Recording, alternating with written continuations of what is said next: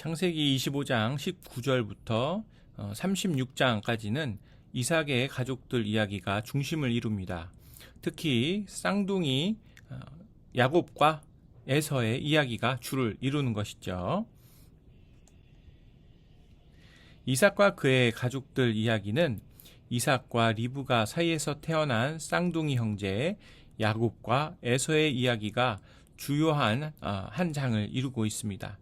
다음으로 야곱이 에서에게서 도망가 외삼촌 라반이 있는 하란 땅에서 가정을 이루고 살게 되는데, 거기서 자녀를 낳게 되는 이야기들, 야곱의 12자녀의 이야기가 또 다른 주요한 한 장을 이루고 있습니다.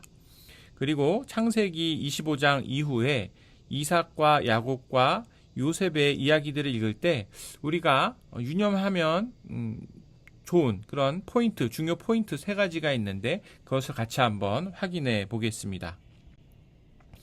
첫 번째 포인트, 그것은 하나님의 언약이 계속 후손들에게 이어지고 있는 것을 발견할 수 있다는 것입니다. 하나님께서 아브라함과 맺으신 언약은 아들 이삭에게 이어지고 또한 이삭의 아들 야곱에게 이어지는 것을 창세기를 읽을 때 발견할 수 있을 것입니다. 그리고 야곱에게 이어진 언약은 야곱의 12 아들들에게 이어지고 점진적으로 확장되는 모습을 볼 수 있습니다. 그런데 이삭의 아들 에서와 야곱이 하나님의 언약을 대하는 태도가 서로 상반되게 나타납니다. 바로 장자권에 대한 태도인데요. 쌍둥이 형 에서는 아버지 이삭에게 물려받을 장자의 권리와 의무를 소홀하게 여겼습니다. 이것은 동시에 하나님께서 아브라함과 이삭에게 주셨던 언약에 대해서도 소홀한 태도를 보이는 것을 의미합니다. 반면 쌍둥이 동생 야곱은 형 에서에게서 장자의 명분을 팥죽 한 그릇으로 삽니다. 또한 노년의 눈이 먼 이삭이 장자에게 축복하려고 할 때 야곱은 어머니 리브가와 함께 아버지 이삭을 속이고 장자의 축복을 받게 됩니다. 이것은 하나님의 언약을 이어받기 위해서는 거짓말도 상관이 없다라는 것을 의미하는 것이 아니라, 하나님의 언약은 인간의 조건이나 선택에 의해 제한받는 것이 아니라 하나님의 주권적 선택과 은혜로 이루어지는 것을 보여주는 것이지요. 창세기 족장들의 이야기, 그 중심을 흐르는 핵심 포인트 2번째는 족장들의 가족들, 그 안에서 계속되는 죄의 영향력과 깨어진 관계의 반복인 것입니다. 이삭이 그랄 땅에서 아내 리브가를 누이라고 속이는 일들이 있었는데, 이건 마치 아버지 아브라함이 아내 사라를 누이라고 속이는 것과 비슷한 행동을 하는 것이지요. 이삭도 자신의 목숨을 잃을까 봐 두려워서 그런 잘못된 행동을 합니다. 야곱과 에서의 불화는 어떨까요? 에서가 야곱을 죽이려고 하고 야곱은 에서를 속여서 형의 장자권을 뺏는 모습을 보입니다. 야곱과 외삼촌 라반의 갈등 이야기도 나옵니다. 남을 속이고 움켜쥐는 야곱이 외삼촌 라반한테 된통 당하는 이야기가 나오지요. 그리고 야곱의 2 아내 레아와 라헬의 출산 경쟁 이야기도 나옵니다. 서로 시기하고 질투하는, 갈등하는 가정의 모습이 나옵니다. 그리고 야곱의 딸 디나의 비극 이야기도 나옵니다.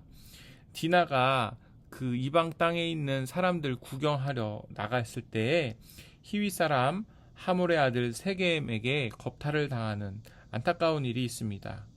그래서 이 세겜이 디나와 결혼하고 싶다, 야곱의 족속과 우리 족속이 서로 동맹을 맺자라고 요구를 하자 할례를 받지 않으면 동맹하지 않겠다라는 이 거짓 이야기를 하지요.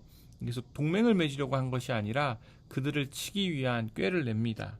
그래서 이 하몰의 아들 세겜의 요구로 이 하몰 족속들이 할례를 받았을 때 야곱의 아들 시므온과 레위가 몰래 쳐들어가서 그 이방 사람들을 학살하는 그런 잘못을 저지르기도 하지요.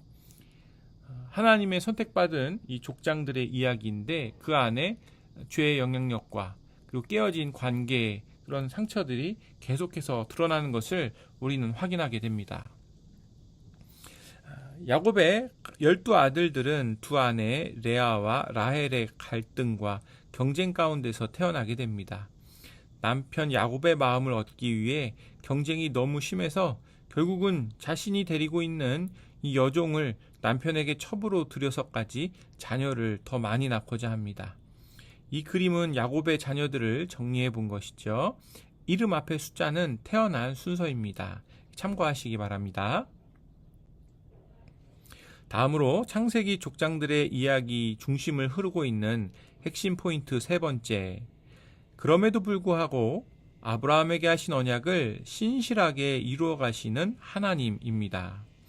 하나님이 선택하신 아브라함의 후손들이지만 계속되는 죄의 영향력으로 가족들 안에 깨어진 관계가 반복되는 것을 보게 됩니다.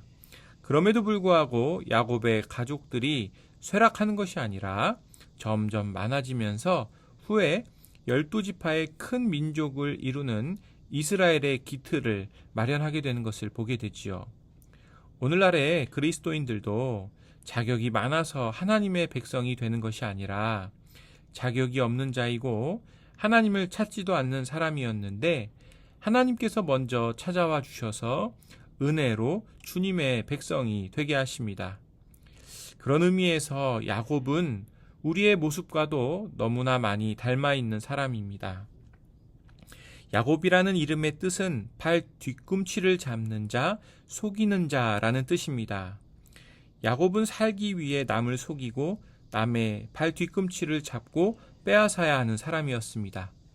야곱이 에서에게서 그랬고요. 외삼촌 라반에게도 그러했습니다. 그러면 그렇게 산 야곱은 행복했을까요? 아닙니다. 야곱은 에서를 두려워해야 했고 외삼촌 라반에게 똑같이 속임을 당해야만 했습니다. 그러나 하나님께서는 야곱을 붙들고 씨름하시면서 그가 하나님께 항복하고 순종하는 사람이 되도록 그의 평생의 성화의 길, 즉 하나님을 닮아 거룩해지는 길을 걸어가게 하십니다.